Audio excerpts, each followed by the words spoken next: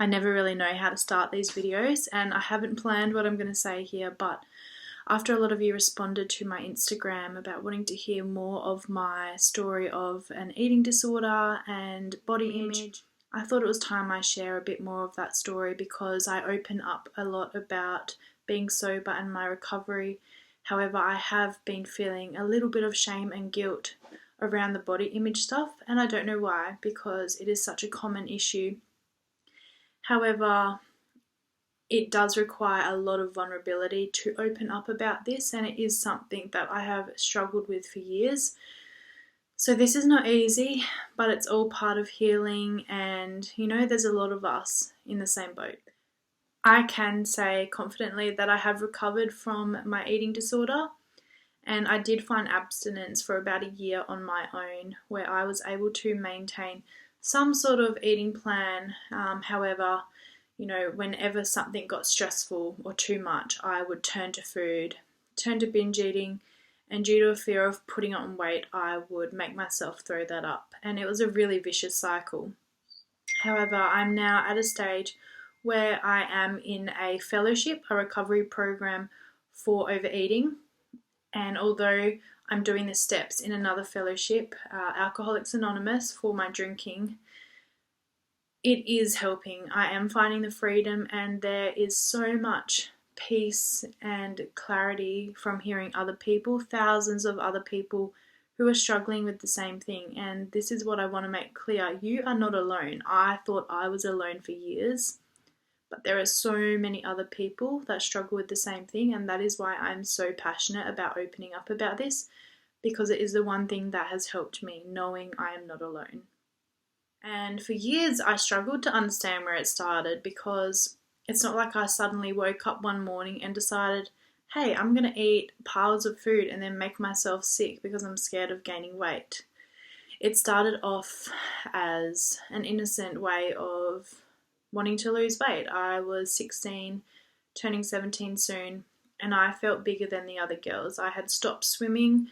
I realised that I couldn't eat whatever I wanted, and I was putting on weight. And I just wanted to feel better about myself. We had a treadmill at home, and I started out simple. I started running 1 kilometre a couple of times a week, increasing that by 500 metres and gradually increasing up to a couple of kilometres.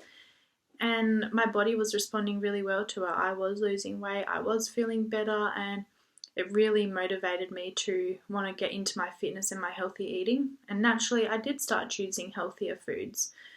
However, at that young age, when our brain isn't fully developed and we're going into this starvation mode of restricting eating, our body and its survival instincts kick in, and when we restrict, it starts to crave that sugar and it starts to crave that junk food, because we're depriving it of the things it actually needs, all the good fats, the good carbs, veggies, protein from natural food sources. However, going to the shops, I was seeing all these protein shakes where you could replace your meal. So I was having 3 shakes a day instead of eating any food, and my body must have been so deprived of the nutrients it needed.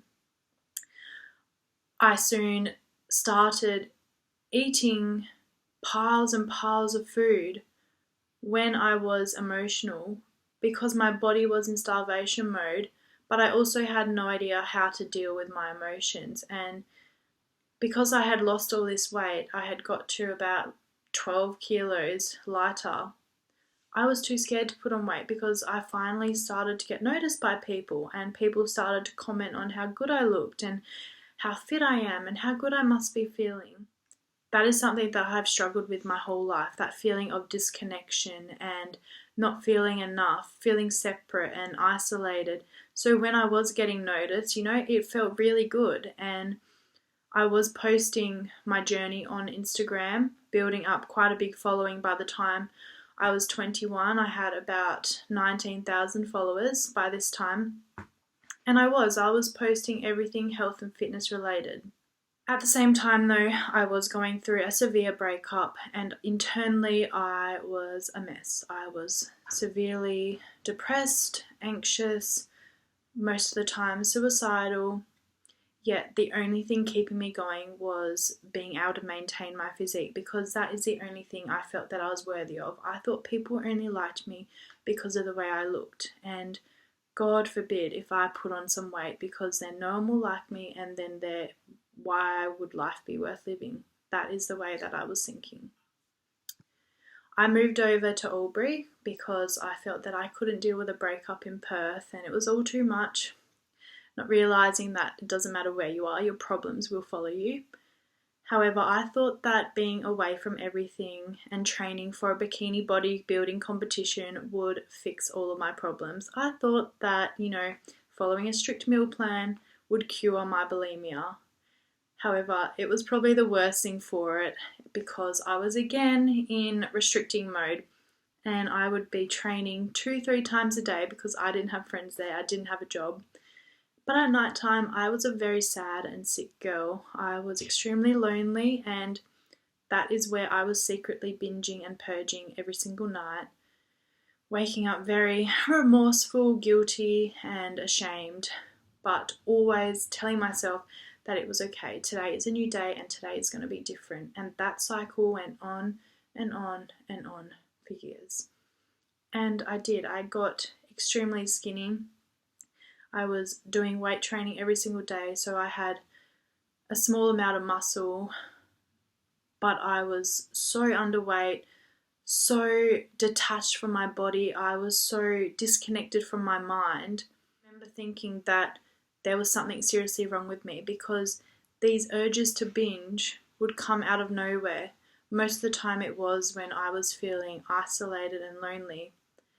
And that voice in my head, that mean girl voice, that ego-driven fear mind was telling me that if I don't eat, I won't feel better. Eat. Emily, don't worry, just eat and you'll feel better. But every time I did have a binge, I felt so much worse. And I felt so out of control, and it is honestly the most painful experience to go through, because you just feel so trapped in your own mind. You're desperate to feel anything, but you're just so disconnected from absolutely everything. I remember there was one time when I was in Albury, and this urge to binge was so loud. It was a compelling urge, and I couldn't think of anything else but binging. And I rode down to the shops. I brought piles and piles of food. I sat behind a bush in the park, and I ate all this food, trying to desperately numb what was going on inside. And I remember it so clearly, like the feeling of isolation and disconnection, eating until I felt sick, and then purging it all, making myself throw it all up, and I would ride home and act like nothing happened. And it was this vicious secret cycle that had me trapped in my own body, in my own mind. And I thought that was my life. That was how I was going to be. I did try going to counselling and getting therapy, but if you're not ready to change, the information goes in one ear and out the other. I was so stuck in my eating disorder that it didn't matter what people said to me, It didn't help, and I felt like no one got it. I thought I was the only one with this. I did eventually come to my senses and understand that training for a bodybuilding competition is not healthy, and I moved back home. I got a full-time job where I was working every single day, Monday to Friday, and I had a lot of time to think. And I suddenly got the idea that, getting a boob job is going to fix all my problems. Didn't really think it through.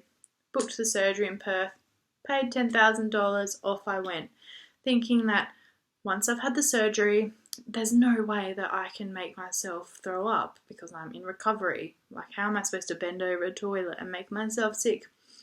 But again, that voice in my head, it will make it happen. It doesn't matter what's going on. It will just keep going and going and going until you eat. Honestly, I felt like I was going insane. So I'm now 19 years old and I'm back in Perth. I've just had surgery. I've got 2 new big boobs. And again, I'm back in that vicious binge eating cycle. I was completely disconnected from everything going on around me, everything within me, and it was like I was just going through the motions of life. I was so lost. With more self-awareness, and as I started to develop a spiritual way of living, my grandma introduced me to The Secret, the law of attraction. I started to, listen to that soul voice, not the ego-driven mind. And I realized I'm not living an authentic life. This isn't me. And I started to believe that a life beyond this suffering was possible. When I decided to move to Broome, the country lifestyle and that way of living really inspired me to live a simple life. And I made the tough decision to delete my big Instagram account, the one that almost had 20,000 followers. I had people commenting on my pictures, getting over 800 likes on each post. But I knew that my self-worth was reliant on this and I didn't want to live like that anymore. And I deleted that account and I made a promise to myself I would do whatever it takes to live an authentic and real life until I feel wholesome on my own without the need of these external things. I was 21 by this time, and this is where I want to make it clear that self-love and becoming a better version of yourself does not happen overnight. It has taken me years to get to this place of freedom and peace. I did find some abstinence while I was in Broome, but I was still very much in that cycle, finding freedom for a couple of weeks, but every time something stressful would happen, that disordered eating would come back into my life and I would turn to food and alcohol to cope with whatever was going on around me. Eventually, though, I did start doing some research about my implants because I didn't like the size of them. I felt very uncomfortable. They didn't feel like me, and I started to learn about breast implant illness, and thousands of girls in Australia are coming out with stories about how they're getting sick from their implants. And it really made me think, why did I get these foreign objects put into my body that I don't know anything about? So a year later, at 22 years old, after paying almost $11,000, I booked in for surgery to have my breast implants removed, and I went ahead with it, and best decision I have made. Not to say that breast implants are bad. I know a few of my friends have got them and they absolutely love them. But for me personally, it was more about an emotional level. I didn't want these things because that was an old version of me and I wanted to be an authentic me, the one that is whole and confident just the way she is.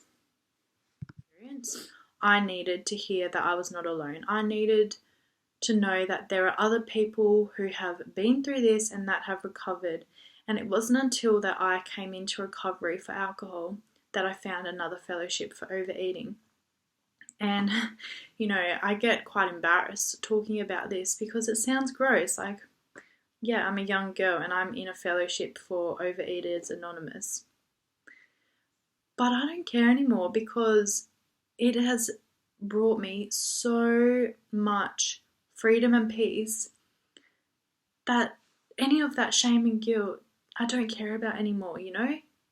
If it's worth what I have now, then it is worth it over and over, because I go to these meetings and hearing that so many other people have the same problem and they have recovered from it just gave me so much hope.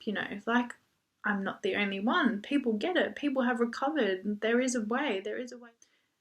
So I do go to this fellowship. I go to meetings where people share their struggles and how they have recovered. There is a message of having 3 meals a day.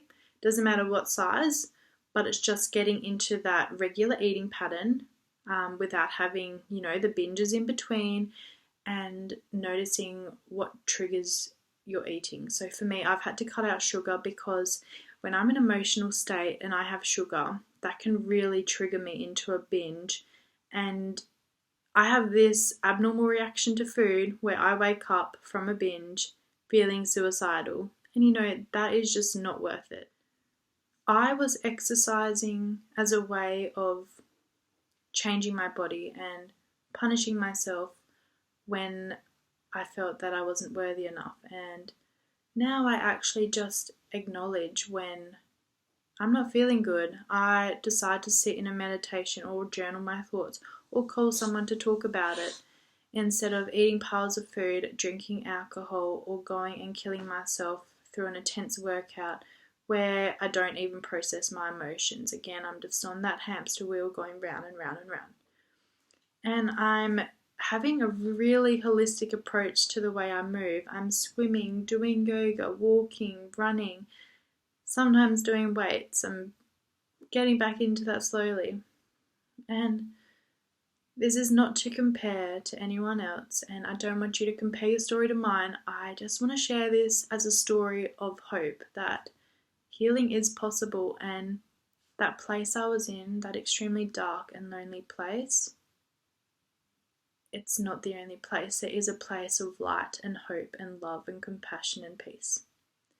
And you can get there. This is your journey. It may take a little longer, it may take a bit quicker, but I just want you to know that you are not alone and you can do this.